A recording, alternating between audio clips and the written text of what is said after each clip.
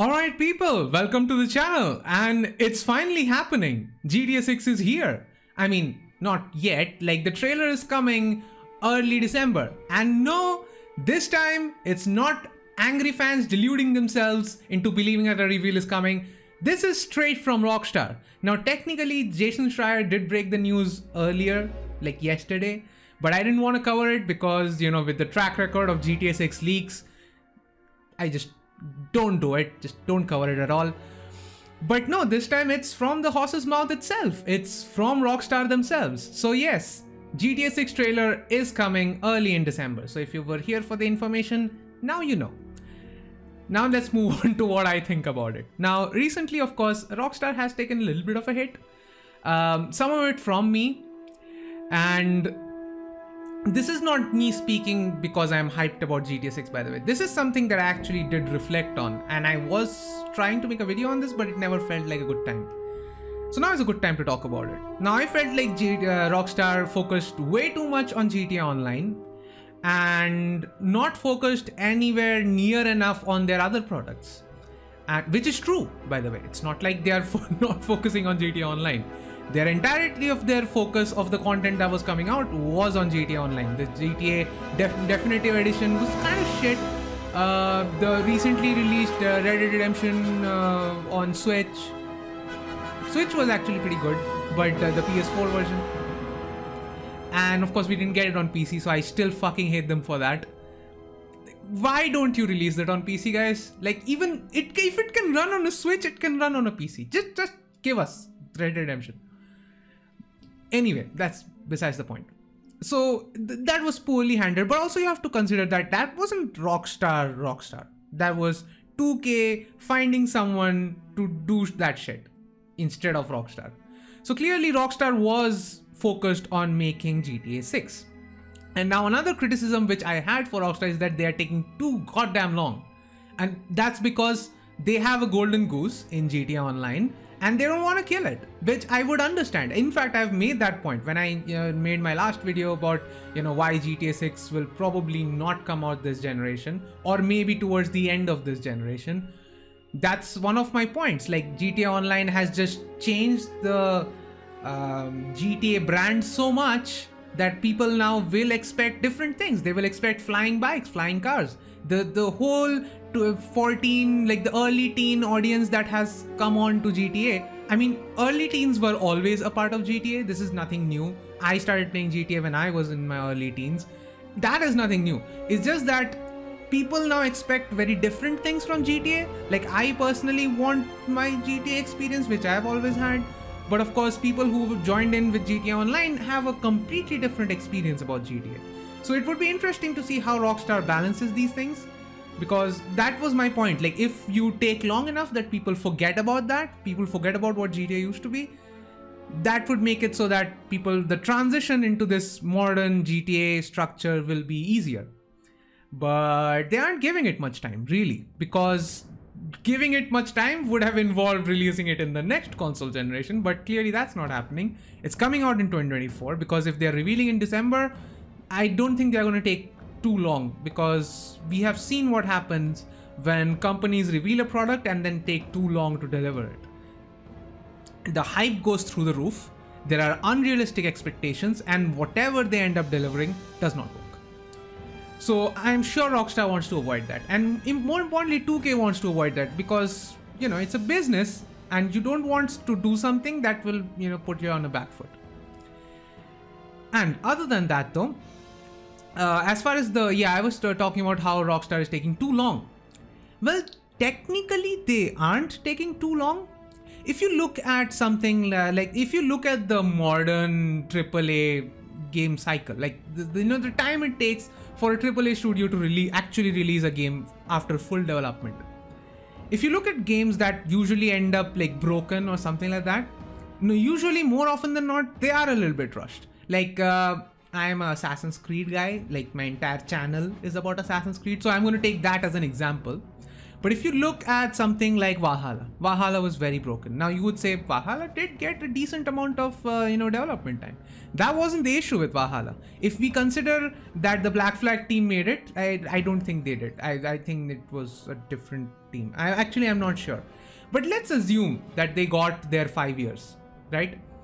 And even then, we know that late into 2019, when in the last year, when the actual polishing takes place for most games, when that was happening, COVID struck, like the logistics was an issue, people were working from home, and even that took a while. The transitioning, you have to also understand, the transitioning from office working to work from home, that also took some time, and that took some time to figure out how to optimize that, how to make that more efficient. So all of that did affect the development process, which is why we saw so many delays for games. And even now when games are coming out that were supposed to come out back then, like in 2020 or 2021, in the COVID affected era, they are still suffering with a few things. So this to me makes absolute sense. But also look at the timelines of these games, right? Now, Assassin's Creed Odyssey, again, don't like it, fucking hate it.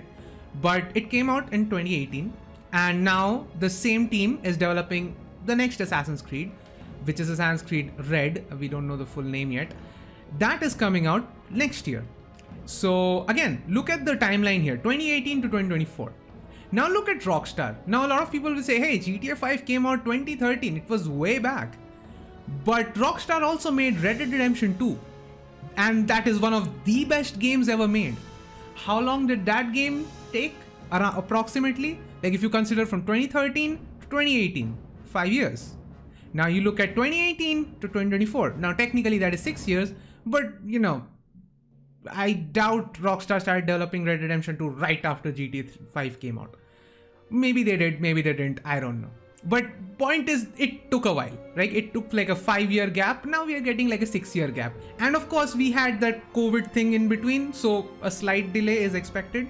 So yeah, we are basically still getting that same delay we got from GTA 5 to Red Dead Redemption 2 over here. And this is also corroborated with other companies doing the same thing. Now, which is the one company that doesn't do it? Activision. Now, would you look at Activision's latest game? Let's not talk about that because it's not good. It's not good. I wanted to buy it because I played the Modern Warfare 2, the rebooted Modern Warfares. I actually liked it. Like, obviously, it wasn't as good as the original ones. Like the original ones, they are the original ones. They cannot be described in words. Mere words can't describe them.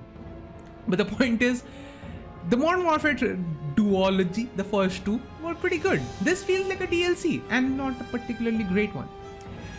And so you see what happens when you don't give developers enough time. And with the state of the modern AAA franchises, you need to take time because there is a level of quality that is expected from you. And if you don't deliver it, you will be slaughtered.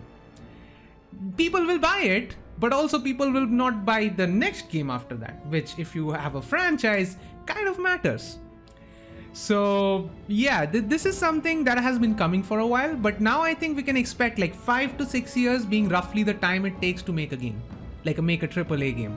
So going forward, I will try to keep that in mind when I criticize publishers. That yes, it does take a while to make games. And well, yeah, that's pretty much about it. Like, Rockstar hasn't had the best track record with releases. At least the ones branded Rockstar games haven't had the best track record with the definitive edition and whatnot. But also, we know it's Rockstar. We know the narrative is going to be good. Now, another point, of course, the leaks. I mean, those were better leaks because they actually leaked early footage from the game. We know they are going to have a dual protagonist structure with a male and female protagonist. And what I can say I know is that it's going to be better than whatever shit that Ubisoft puts out. The reason being, Ubisoft's dual protagonists aren't really dual protagonists. They are a reskin of the same protagonist. Like, it's literally just one person who you can choose to be either a man or a woman. And it's not that great. But that's not how Rockstar does things. Rockstar had 3 protagonists in GTA 5. If anything, we are kind of getting a downgrade. I need my third protagonist. I need a Trevor Phillips in there. Just making that clear. I need a Trevor Phillips in there somehow. I don't know how you guys are gonna make him in there. Just have him in there. That is the guy who represents pretty much everyone playing GTA. That's everyone playing GTA right now. So yeah. So okay, we are getting two protagonists. One is a guy, one is a girl. I don't have a problem with that. I know a lot of people do for some reason that I will never understand. Like, I don't actually understand what problem people have with women protagonists. Like, why is that an issue? Like, Lara Croft was one of the better protagonists. Like, not compared to women, compared to all protagonists. Like, I don't understand why that is suddenly a problem in this modern era of gaming. Like, I know a lot of people already go, oh, Rockstar went woke and all that. Why? And even with the MJ missions, people are like, oh, she's the Insomniac Games is woke now because MJ is so OP. And I'm like, they probably just did it for gameplay reasons, because the gameplay in the MJ sections kind of sucked in the first Spider-Man game. Now, I still haven't played Spider-Man 2. I will probably play it. I'm going to my friend's house. I'm actually going on a vacation. I will go to my friend's house. I'll probably play it then.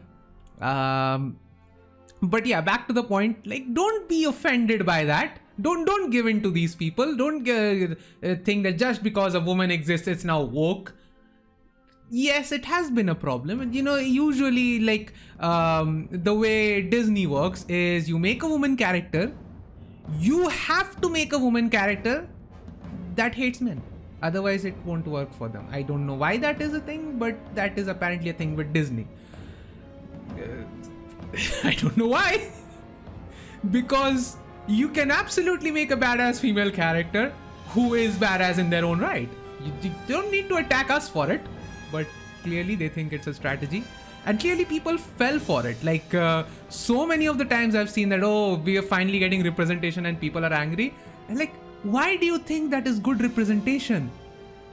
Like so many of these characters, like you see people complaining about, oh, they put a black skinned character in there. I'm saying black skinned because, you know, their skin is black. But and then they say that, oh, it's woke now because there's a black person. And the people from that community are like, oh, we finally have a character that looks like us. And I'm sitting here thinking, you're both kind of being played.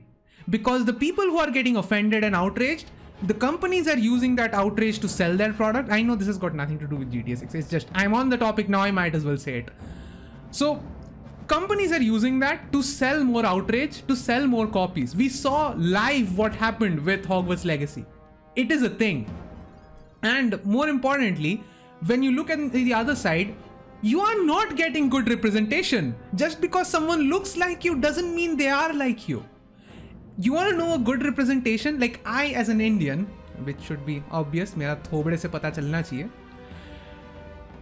But me, when I went to the movies, like we had a very few movies, first of all, that do Indian culture right, because there is a lack of understanding about what India is like in the West or pretty much everywhere else. And I blame that on us because, you know, थोड़ी गरीबी तो है यहाँ पे.